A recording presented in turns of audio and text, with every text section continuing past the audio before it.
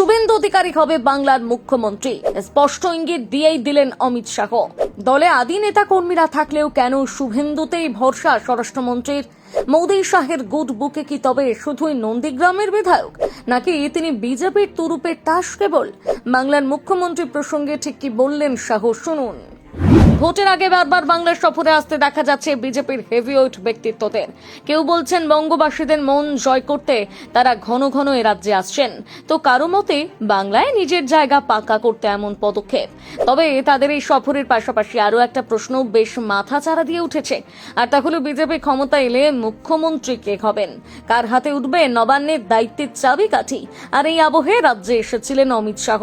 না, তিনি শুধু আসেননি, বরং সঙ্গে করে মমতা বন্দ্যোপাধ্যায়ের 15 বছরের শাসনকালের বিরুদ্ধে একটি 40 পৃষ্ঠার চার্জশিট নিয়ে এসেছিলেন, যেখানে বর্তমান রাজ্য সরকারের বিরুদ্ধে দুর্নীতি, অনুপ্রবেশ, সিন্ডিকেট রাজ এবং নারী নিরাপত্তার মতন 15টি অধ্যায়ে ভাগ করে দলনেত্রীর ভূমিকা তুলে ধরা হয়েছিল।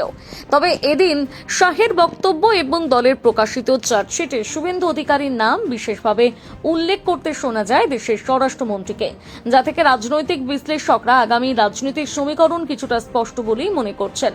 এদিন পশ্চিম মেদিনীপুরে বিরোধী দলনেতা শুভেন্দু অধিকারীর ওপর তৃণমূল কর্মীদের হামলা চালানোর কথা শোনা যায় স্বরাষ্ট্রমন্ত্রীর মুখে, আর এতেই বিষয়টি আরও জোরালো হয়ে ওঠে। কারণ এর আগ পর্যন্ত রাজ্য বিজেপির বহু শীর্ষ নেতা বিভিন্ন সময় আক্রান্ত হয়েছেন, কিন্তু চার্জশিটেও শাহুর মুখে শুভেন্দুর নাম আলাদা করে গুরুত্ব পেয়েছে। ফলে বিষয়টি যে বিশেষ তাৎপর্যপূর্ণ তা বেশ ঠাউর করা যাচ্ছে। এর পাশাপাশি শুভেন্দু অধিকারীর একাধিক প্রশংসা শোনা গিয়েছে স্বরাষ্ট্রমন্ত্রীর মুখে।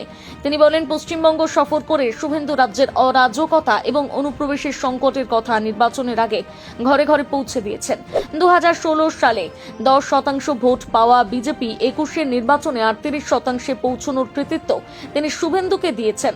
সেই সঙ্গে মমতা বন্দ্যোপাধ্যায়ের সরকারকে উৎখাত করার লড়াইয়ে বিরোধী দলনেতার লড়াকু মানসিকতাকে শাহ দৌড়ার সার্টিফিকেট দিয়েছেন এদিনের সভাতে।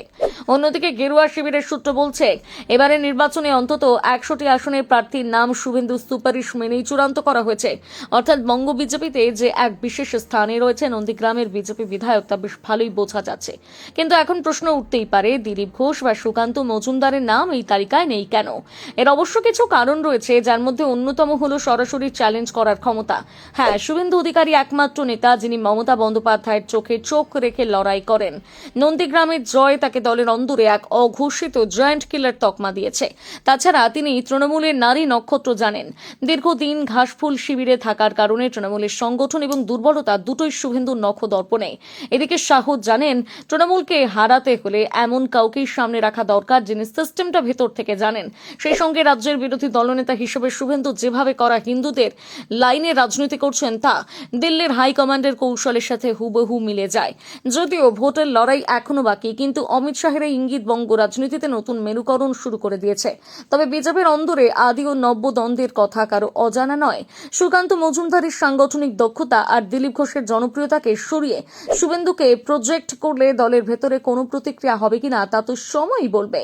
কিন্তু অমিত শাহের এই ইঙ্গিত রাজ্য বিজেপিকে এককাট্টা করবে নাকি আরো জটিল করে তুলবে ফাটল, সেটাও এখন প্রশ্ন হয়ে দাঁড়াচ্ছে।